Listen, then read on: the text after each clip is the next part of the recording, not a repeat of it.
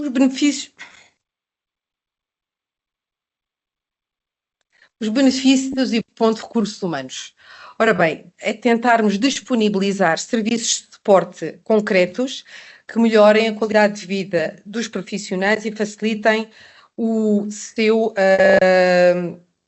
dia-a-dia. Também uma relação de proximidade com o nosso serviço, agora, a Capital Humano e Bem-Estar, onde, por exemplo, esse ponto de recursos humanos existe dentro do hospital, um local com privacidade, onde esteja rotativamente um técnico desse serviço que dê apoio, esclareça dúvidas com a devida privacidade, que é extremamente importante. Às vezes há um certo constrangimento de falar em assuntos na presença de outros colaboradores que cheguem também para ser atendidos. O espaço em direto, com a tal esclarecimento de dúvidas, assuntos administrativos e encaminhamento de situações pessoais com privacidade e confidencialidade.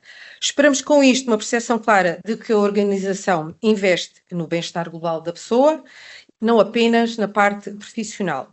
Portanto, queremos o serviço Capital Humano e Bem-Estar mais próximo das equipas e com menos distância entre o colaborador e o profissional.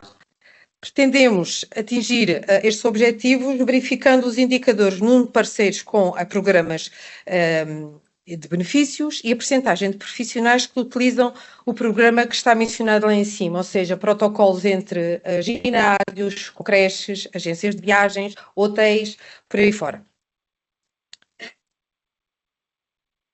Por fim,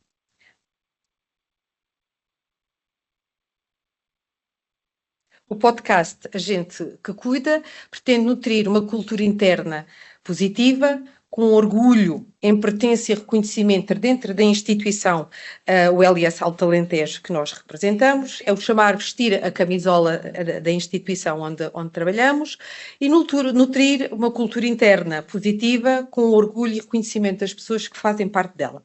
Como é que se pretende implementar? Com lançamento de podcast interno, onde sejam apresentadas entrevistas curtas aos profissionais nas mais variadas áreas que prestam serviço à nossa instituição, coisas simples, de curta duração, mas com forte impacto, onde sejam contadas histórias inspiradoras, quer profissional, quer clínica, quer não clínica, bastidores da ULS e experiências do dia-a-dia que possam contribuir para uma melhoria futura. Com isto, esperamos um reforço do orgulho profissional e do sentimento de pertença desta instituição, uma criação de uma narrativa interna coerente. Somos gente que cuida de gente e também que cuida das suas equipas, porque um profissional que não esteja emocionalmente bem, que não esteja motivado, que não esteja satisfeito no desempenho das suas funções, não pode desempenhar um bom serviço ao utente, ao nosso maior cliente, que vem com problemas de saúde. Os indicadores que iremos utilizar são o número de visualizações e ouvintes por episódio e o número de estudos de satisfação profissional e análise de resultados.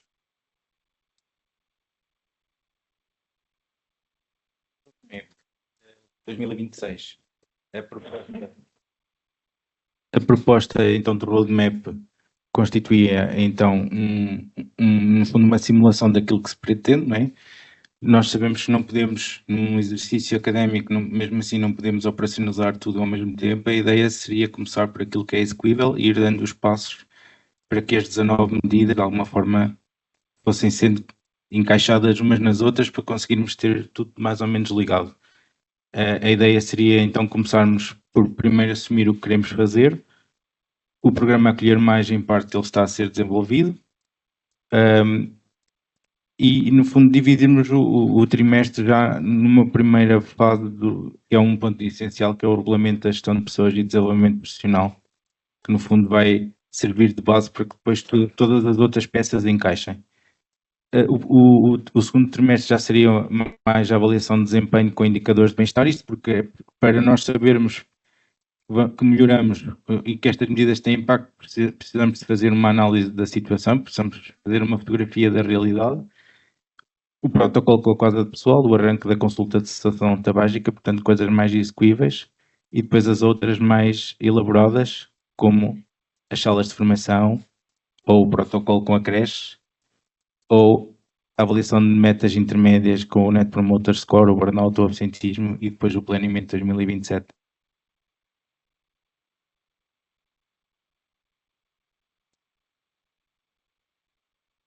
Está difícil para passar. Indicadores globais de todas estas medidas, se elas estivessem implementadas. Atingir o Net Promoter Score superior ou igual a 70 até dezembro. Portanto, o Net Promoter Score é de 0 a 100. Sendo que a linha de base seria então uma das iniciativas deste primeiro trimestre para nós termos realmente uma referência com medições trimestrais e um plano de ação por serviço quando o Net Promoter Score for inferior a 50 e, portanto, quer dizer que há medidas adicionais que devem ser implementadas por serviço. A formação e o desenvolvimento seria um indicador, nós termos um número de horas por colaborador durante o ano, 50 ou mais horas. Portanto, obviamente aqui entra no chapéu todo tipo de formação, inclusivamente, por exemplo, o PADIS, com a formação com satisfação superior ou igual a 80% e uma adesão em percursos de liderança em 70%, ou seja, que os gestores, que os líderes, que as pessoas que têm cargos de gestão intermédia, digamos assim, adiram em 70%, ou seja, que eles estejam realmente envolvidos. Em termos de burnout, era reduzir em 30% em relação ao que temos, e daí a lógica de percebermos o que temos, não é? Senão não sabemos que melhoramos. A saúde ocupacional, a parte da conformidade legal integral e o tempo médio de resposta inferior a 7 dias, e os 100% de casos críticos serem observados e terem uma resposta em 48 horas. E manter o absentismo anual inferior à média nacional.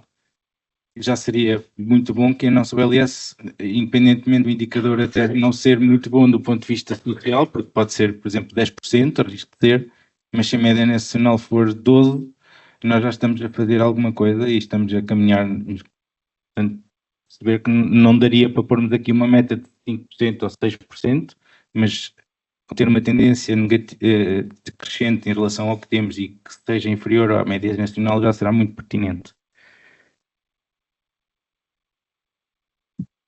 Isto demora sempre muito a passar.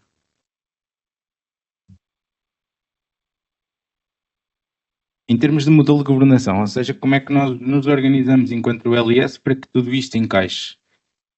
A sugestão é que exista um steering committee, ou então uma comissão de acompanhamento, portanto, um conjunto de pessoas que têm a responsabilidade de fazer esta tarefa.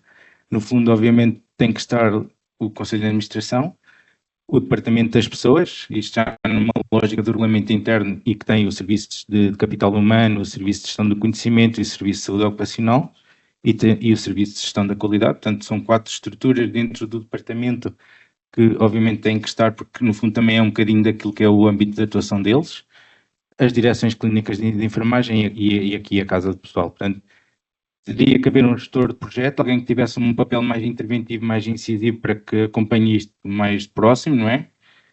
E depois haver ritmos de gestão diferente consoante as medidas e as ações. Obviamente, o que é mais crítico tem que ter um acompanhamento semanal, aquilo que é metas e orçamento pode ser só trimestral e a avaliação tem que ser global, anual e o planeamento também anual.